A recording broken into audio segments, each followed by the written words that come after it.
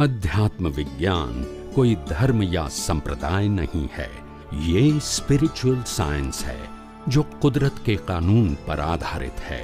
ये विज्ञान पूरे ब्रह्मांड के सभी रहस्यों को उजागर करता है और जीवन के सभी पहलुओं को समझने के लिए एक नई दृष्टि देता है।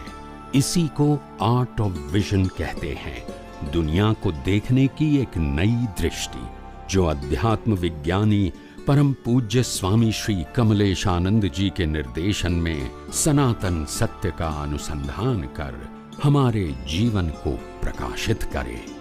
जय सच्चिदानंद। आज तो संसारी होय અને ત્યાગીના વિચાર આવે કંટાળે છે, ત્યાગી હોય ત્યાંથી કંટાળે સંસારી વિચાર આવે, તો ક્યાં જાય બચા? આ બધા બે સમ દુખિયા છે, કેવા ત્યાગીઓ ને ભોગીઓ બે સમ દુખિયા છે આ કાળમાં। હો, પેલાને અહીંયા સાતા નથી, ભોગીઓને અહીંયા ને અહીંયા સાતા નથી, ત્યાગીઓને, સમજાય છે?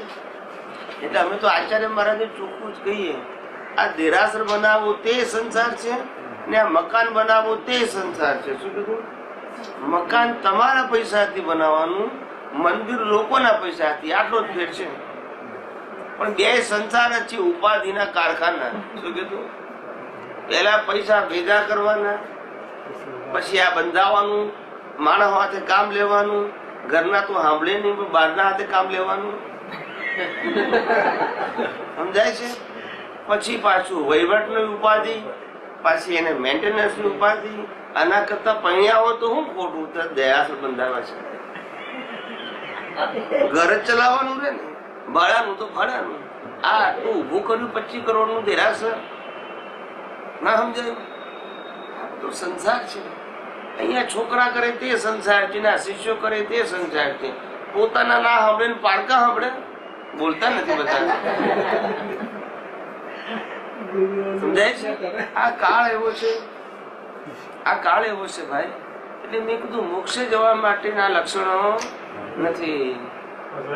તો મને સાહેબ સાંભળો તે પછી મને કે હજુ આ જોબ પૂરો થયો નથી ને, એટલે અર્ધ સત્ય કહેવાય, મારે પૂર્ણ સત્ય કેવું પડે।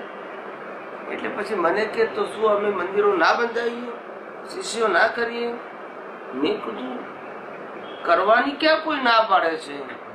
એનાથી મોક્ષ છે એ દ્રષ્ટિ બદલો, એનાથી મોક્ષ એવું ના માનો, એ મારા ઉદય કર્મ છે એમ માનો।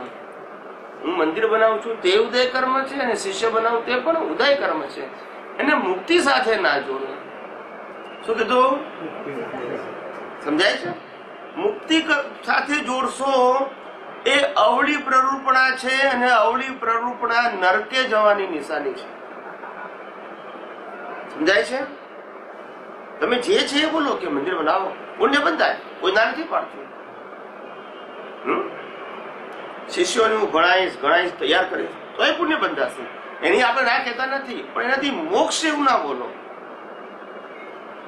મોક્ષ ને મંદિર શિષ્યને કોઈ લેવા દેવા નથી। શું કીધું?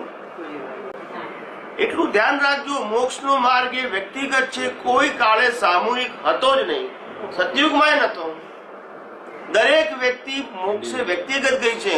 રામ ગયા મોક્ષે, સીતા આજે અહીંયા છે। મહાવીર ગયા મોક્ષે, એમની ધર્મપત્ની આજે છે। અર્જુન મોક્ષે ગયા, દ્રૌપદી આજે અહીંયા છે। એને રિલેશન સાથે લેવા દેવા જ નથી, એ ઇન્ડિવિડ્યુઅલ માર્ગ છે, કોઈ કાળે સામૂહિક નતો મોક્ષનો માર્ગ, એમાં રિલેશન સાથે કોઈ લેવા દેવા જ નથી। માટે દુનિયા શું કરે છે એ આપણો સબ્જેક્ટ ના હોવો જોઈએ, મારું છે, અને તેને અનુરૂપ સહાયક સાધનો શું છે એનો મારો ભાવ હોવો જોઈએ। પછી ભલે ઉદયમાં ના હોય, સમજાય છે? ભાવ તો હોવો જોઈએ।